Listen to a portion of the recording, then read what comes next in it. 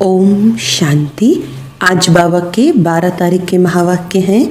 बाबा ने कहा, मीठे बच्चे, तुम्हें कमाई का बहुत शौक होना चाहिए। इस पढ़ाई में ही कमाई है। तुम्हें कमाई का बहुत शौक होना चाहिए। इस पढ़ाई में ही कमाई है।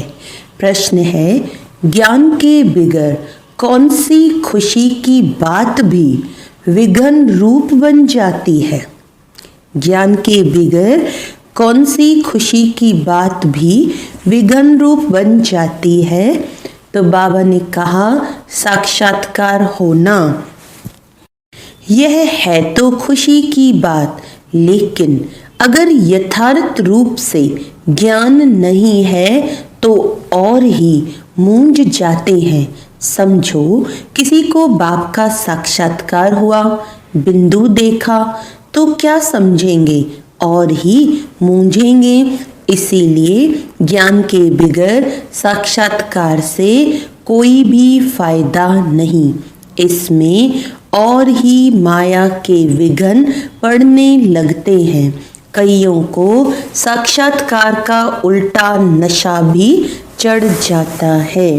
गीत है, तकदीर जगा कर आई हूँ। ओम शांति। मीठे मीठे रूहानी बच्चों ने गीत सुना, नयों ने भी सुना, पुरानों ने भी सुना, कुमारों ने भी सुना कि यह पाठशाला है। पाठशाला में कोई न कोई तकदीर बनाई जाती है। वहाँ तो अनेक प्रकार की तकदीर है। कोई सर्जन बनने की, कोई बैरिस्टर बनने की तकदीर बनाते हैं। तकदीर को एम ऑब्जेक्ट कहा जाता है। तकदीर बनाने बिगर पाठशाला में क्या पढ़ेंगे? अब यहाँ बच्चे जानते हैं कि हम भी तकदीर बनाकर आए हैं। नई दुनिया के लिए अपना राज्य भाग्य लेने आए हैं। यह राजयोग है ही नई दुनिया के लिए। वह है पुरानी दुनिया के लिए। वह पुरानी दुनिया के लिए बैरिस्टर, इंजीनियर, सर्जन आदि बनते हैं। वह बनते बनते अभी पुरानी दुनिया का तो टाइम बहुत थोड़ा रहा है। वह तो खत्म हो जाएंगे। वह तकदीर है इस मृत्यु लोक के लिए, यानी इस जन्म के लिए। तुम्हारी यह पढ़ाई है नई दुनिया के लिए। तुम नई दुनिया के लिए तकदीर बनाकर आए हो। नई दुनिया में तुमको राज्य भाग्य मिलेगा। कौन पढ़ाते हैं? बेहद का बाप, जिनसे ही वर्षा पाना है। जैसे डॉक्टर से डॉक्टरी का वर्षा पाते हैं, वह हो जाता है इस जन्म का वर्षा। एक तो वर्षा मिलता है बाप से, दूसरा वर्षा मिलता है अपनी पढ़ाई का। अच्छा, फिर जब बूढ़े होते हैं तब गुरु के पास जाते हैं। क्या चाहते हैं?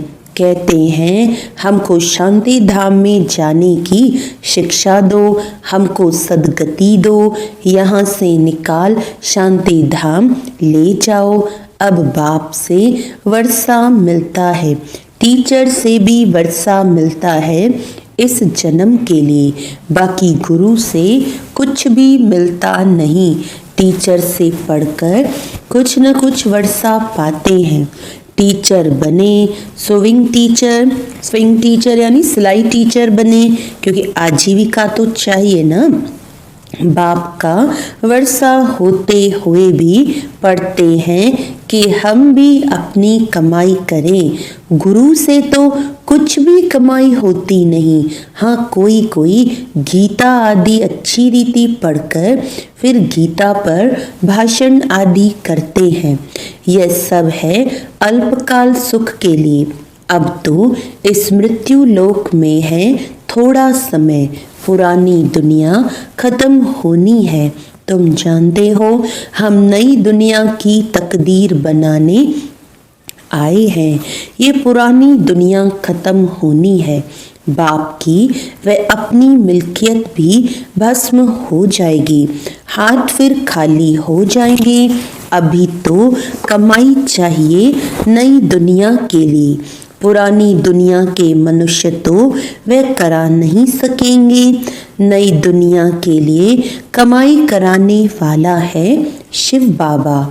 यहाँ तुम नई दुनिया के लिए तकदीर बनाने आए हो। वह बाप ही तुम्हारा बाप भी है, टीचर भी है, गुरु भी है, और वह आते भी हैं संगम पर। भविष्य के लिए कमाई करना सिखाते हैं।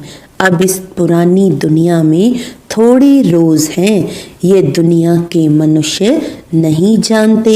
कहेंगे नई दुनिया फिर कब आएगी, ये गपोड़ा मारने वाले हैं, ऐसे समझने वाले भी बहुत हैं। बाप कहेंगे नई दुनिया स्थापन होती है, बच्चा कहेगा यह गपोड़ा है। तुम बच्चे समझते हो नई दुनिया के लिए ये हमारा बाप टीचर सतगुरु है। बाप आते ही हैं शांति धाम सुख धाम में ले जाने। कोई तकदीर नहीं बनाते हैं, गोया कुछ भी समझते नहीं हैं। एक ही घर में स्त्री पढ़ती है, पुरुष नहीं पढ़ेगा, बच्चे पढ़ेंगे, माँ बाप नहीं पढ़ेंगे, ऐसे होता रहता है।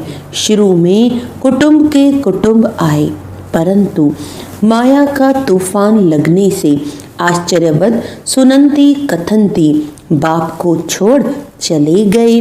गाया हुआ भी है आश्चर्यवद सुनंती बाप का बनेंगे, पढ़ाई पढ़ेंगे, फिर भी हाय कुदरत ड्रामा की। बाप खुद कहते हैं हाय ड्रामा, हाय माया, ड्रामा की ही बात हुई ना। स्त्री पुरुष एक दो को डाइवोर्स देते हैं, बच्चे बाप को फारकती देते हैं। यहाँ तो वह नहीं है, यहाँ तो डाइवोर्स दे न सके। बाप तो आए ही हैं बच्चों को सच्ची कमाई कराने।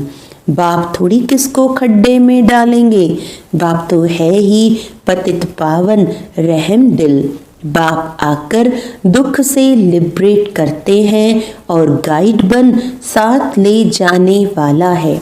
ऐसे कोई लौकिक गुरु नहीं कहेंगे कि मैं तुमको साथ ले जाऊंगा।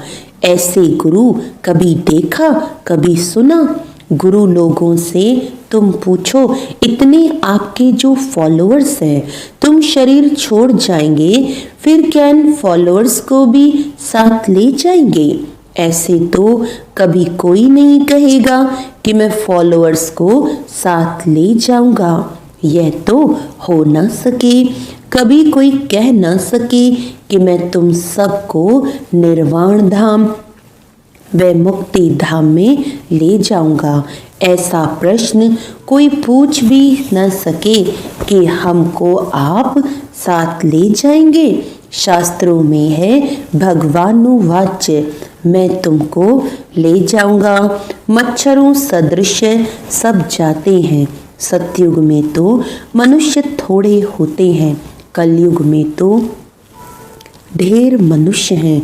शरीर छोड़ बाकी आत्माएं हिसाब किताब चुकतू कर चली जाएंगी। भागना जरूर है, इतने मनुष्य रह ना सके। तुम बच्चे अच्छी रीति जानते हो, अभी हमको जाना है घर, ये शरीर तो छोड़ना है। आप मोए मर गई दुनिया, अपने को सिर्फ आत्मा समझ बाप को याद करना है। ये पुराना चोला तो छोड़ना है। ये दुनिया भी पुरानी है।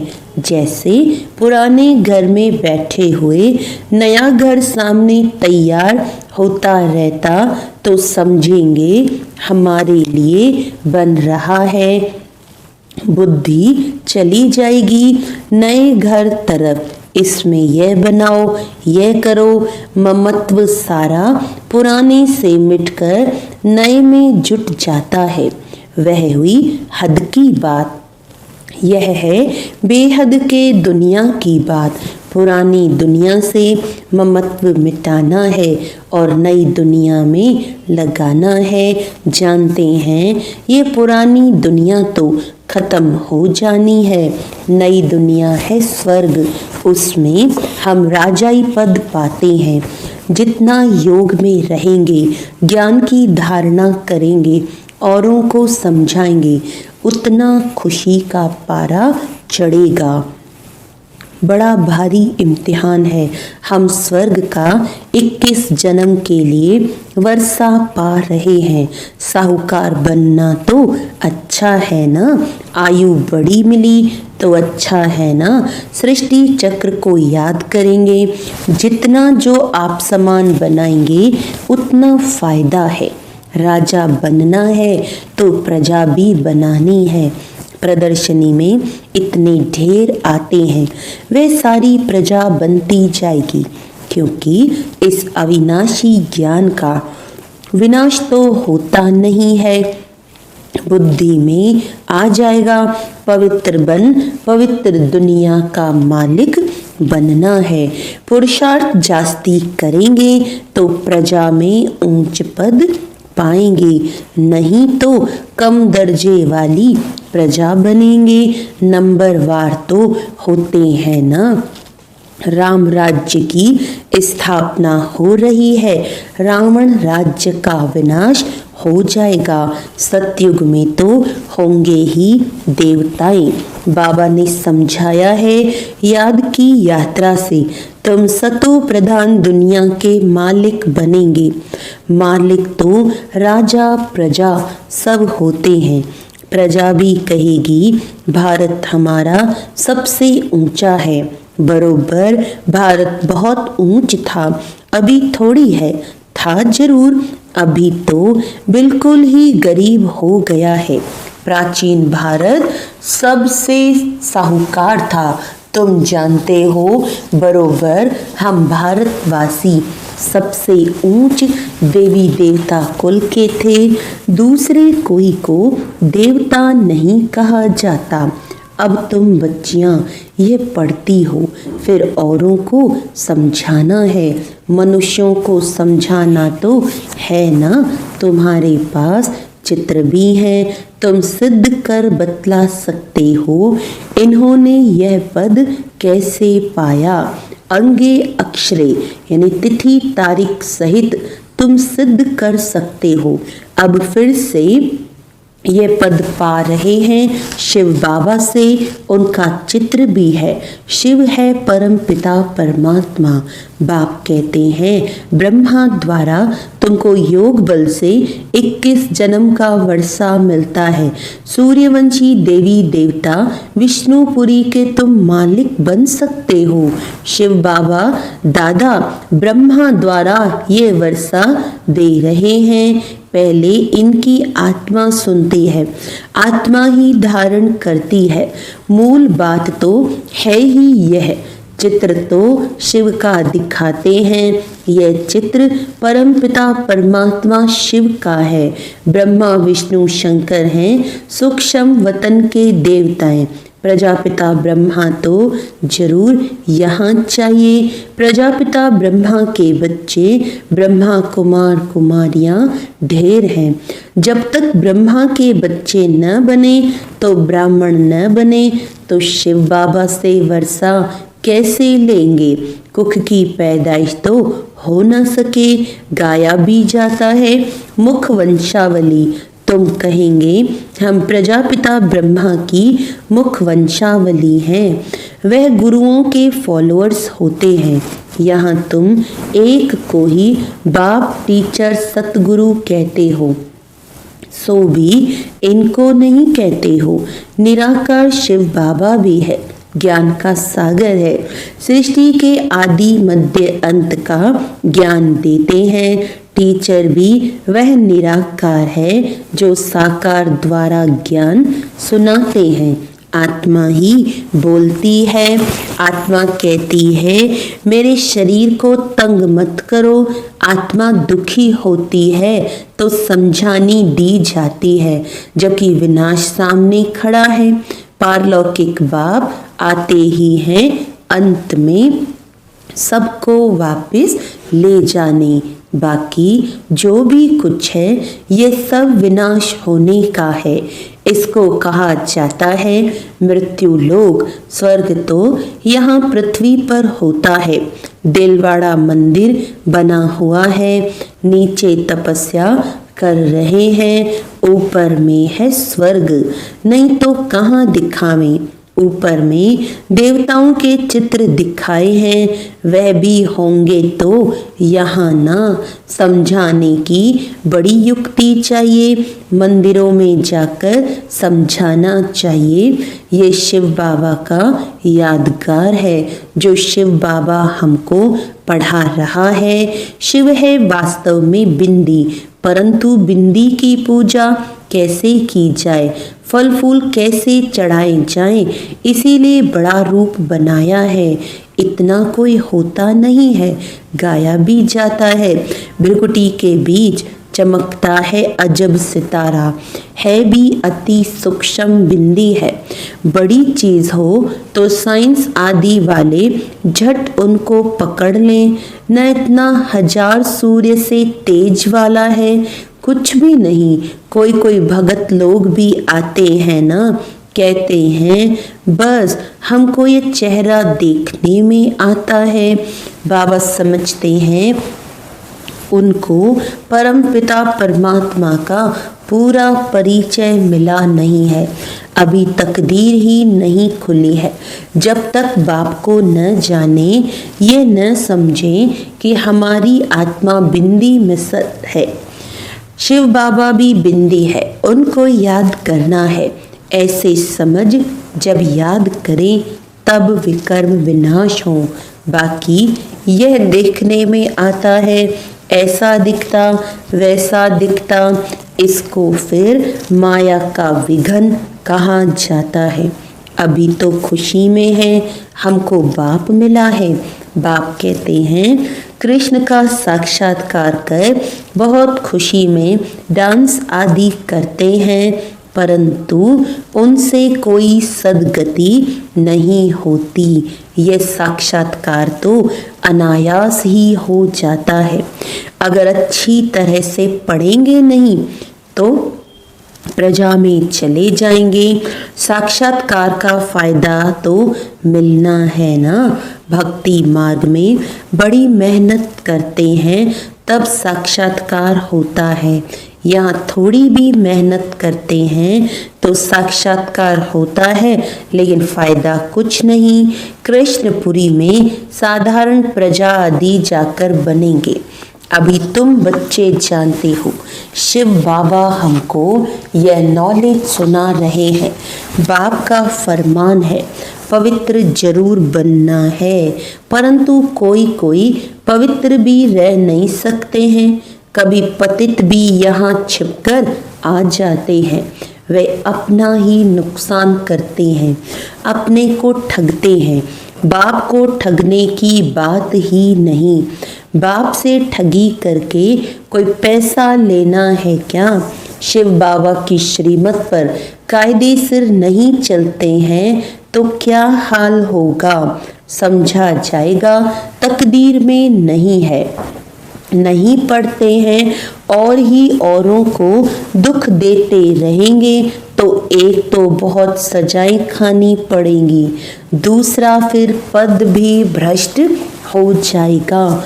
कोई भी कायदे के विरुद्ध काम नहीं करना चाहिए। बाप तो समझाएंगे ना कि तुम्हारी चलन ठीक नहीं है।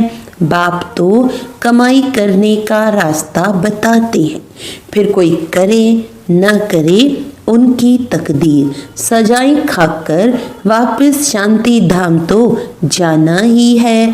पद भ्रष्ट हो जाएगा, कुछ भी मिलेगा नहीं। आते तो बहुत है, परंतु यहाँ तो बाप से वर्षा लेने की बात है। बच्चे कहते हैं बाबा हम तो स्वर्ग का सूर्यवंशी राजाई पद पाएंगे।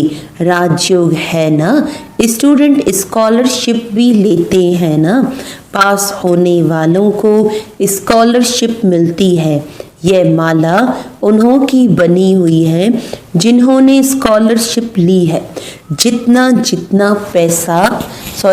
जितना जैसा पास होगा ऐसे ऐसे स्कॉलरशिप मिलेगी। ये माला बनी हुई है। स्कॉलरशिप वालों की वृद्धि होते होते हजारों बन जाते हैं। राजाई पद है स्कॉलरशिप। जो अच्छी रीति पढ़ाई पढ़ते हैं वह गुप्त नहीं रह सकते। ये पढ़ाई तो बहुत अच्छी लगती है। बहुत नए नए भी पुरानों से आगे निकल पड़ेंगे। जैसे देखो कई बच्चियां आती हैं, कहती हैं हमको ये पढ़ाई बहुत अच्छी लगती है, हम प्रण करती हैं ये जिस्मानी पढ़ाई का कोर्स पूरा कर फिर इस पढ़ाई में लग जाएंगी, अपना हीरे जैसा जीवन बनाएंगी। हम अपनी सच्ची कमाई कर 21 जन्मों के लिए वर्षा पाएंगी। कितना खुशी होती है। जानते हैं ये वर्षा अब नहीं लिया तो फिर कभी नहीं ले सकेंगे। पढ़ाई का शौक होता है ना। कोई कोई को तो जरा भी शौक नहीं है समझने का। पुरानों को भी इतना शौक नहीं जितना नयों को है। वंडर है ना।